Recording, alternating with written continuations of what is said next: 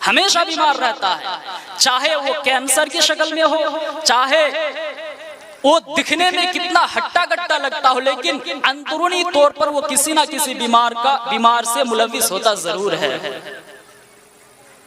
जो सिगरेट पीता है, बीड़ी पीता है, तंबाकू का इस्तेमाल करता है, खांसी, जुकाम, नज़ला वगैरह से जरूर दो चार होता है।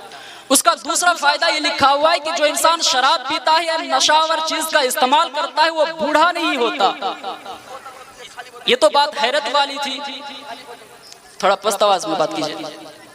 ये तो बात हैरत वाली थी कि जो इंसान नशे का इस्तेमाल करता है बूढ़ा नहीं होता। रीजन इसका ये लिखा हुआ है कि जो इंसान नशे का इस्तेमाल करता है या तो एक्सीडेंट में मारा जाता है या तो जवानी में ही माझा ढीला हो जाता है, यानी जवानी में बिल्कुल बूढ़ा हो जाता है। उसको बूढ़ा होने की जरूरत नहीं होती है, वो पूरी जिंदगी बूढ़ा रहता है। तीसरा फायदा ये लिखा हुआ है कि जो शराब पीता है उसके यहाँ चोरी नहीं होती, इसलिए कि शराब पीने के बाद इंसान अपने आप को देश का प्रधानमंत्री समझता है, अपने आप को कुछ वक्त के लिए अपने आप को बहुत बड़ा महान आदमी समझता है और ओल फोल बकते रहता है, जिसकी वजह से चोर समझता होगा कि बेचारा अब भी जाग रहा है, चोरी करने कब जाए, अगर चोरी करने जाए तो पकड़ा जाए। मेरे भाइयों, ये फायदे हो सकते हैं, लेकिन कुरान व हदीस में उसकी हुर्मत की दलील बहुत सारी है, जिसकी वजह से शराब पीना हराम है। ये पहली दलील थी जिसमें ये बताया गया कि शराब पीने के कुछ फायदे भी हैं, लेकिन उसके नुकसानात ज्यादा है। अगर फायदे के पल्ले को तोला जाए और नुकसानात के पल्ले को तोला जाए तो नुकसान वाला पल्ला नीचे को चला जाएगा, यानी भारी हो जाएगा।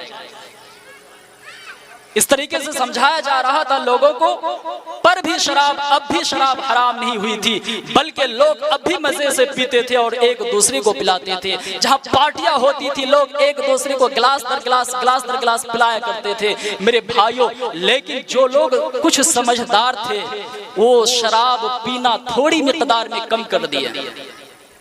जो डेली पिया करते थे एक दिन के बाद एक दिन पीना शुरू कर दिए, जो एक दिन के बाद पीते थे वो हफ्ते में पीना शुरू कर दिए। लेकिन दूसरी आयत ये नाजिल हुई, या अय्युहल्लज़ीना आमनू ला तक़रबुस्सला व अंतुम सुकरा हत्ता तअलमू मा तक़ूलून। ये दूसरी आयत है शराब की हुर्मत की, दलील है ये जो मैंने आपके सामने आयत पढ़ी, ये अपने आप में एक बहुत बड़ा बैकग्राउंड रखती है, बस मंजर रखती है, जिसमें अल्लाह रब्बुल आलमीन ने ये कहा, या अय्युहल्लज़ीना आमनू, ऐ वो लोगो जो मोहम्मद के रब को अपना रब मानते हो, ऐ वो लोगो जो कुरान पर ईमान ला चुके हो, ऐ वो लोगो जो अल्लाह रब्बुल आलमीन को अल्लाह मानते हो, ला तक़रबुस्सला, नमाज के करीब ना जाओ। हमारा आप खुश हो गए कि यहाँ पे तो अल्लाह रब्बुल आलमीन ईमान वालों से कह रहे हैं कि जो ईमान ले आए हो नमाज के करीब ना जाओ, हमें नमाज पढ़ने की जरूरत है नहीं। इस तरह की आयतें, इस तरह की दलीलें दूसरे मसलक में पेश की जाती है, लेकिन पूरी आयत देखिए, या अय्युहल्लज़ीना आमनू ला तक़रबुस्सला व अंतुम सुकरा हत्ता तअलमू मा तक़ूलून। ये पूरी आयत है। ऐ ईमान वालो, तुम नमाज के करीब ना जाओ उस वक्त जब तुम नशे की हालत में हो, नशे में धुत हो, नशे में मस्त हो।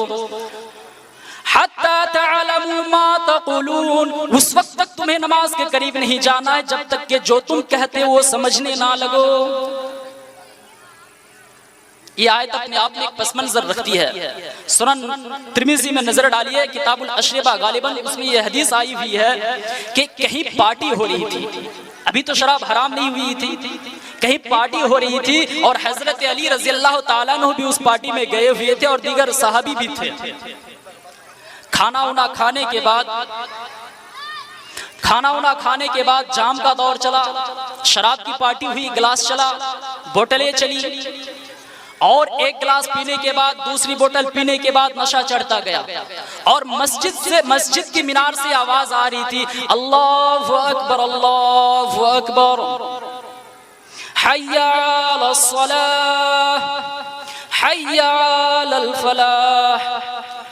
यानी अजान हो रही थी, अजान का वक्त हो चुका था। जमात का भी वक्त हो चुका, जमात खड़ी हो गई। लोगों ने सोचा अब कहाँ जाएं, यहीं पे नमाज पढ़ लेते हैं। लोगों ने धक्के देकर, इशारा देकर हजरत अली रज़ी अल्लाह ताला अन्हु को इमाम बना दिए। तो जमात का वक्त हो गया, हजरत अली को इमाम बना दिया गया। हजरत अली नशे में धुत थे, जमात खड़ी हो चुकी है, इमाम बन चुके हैं। किसी तरीके से तो अल्लाहुम्मा बाइद बानी पढ़े, उसके बाद सूरह फातिहा पढ़ी, उसके बाद बिस्मिल्लाह के बाद एक सूरत पढ़नी होती है। तो ये क्या पढ़ रहे थे? कुल या अय्युहल काफिरून ला अअबुदु मा तअबुदून, ये असली इबारत है।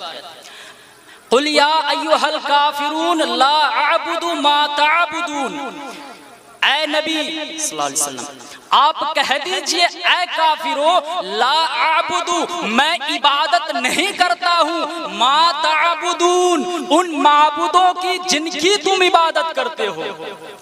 यानी मैं उन माबूदों की इबादत नहीं करता हूँ जिन माबूदों की इबादत तुम करते हो।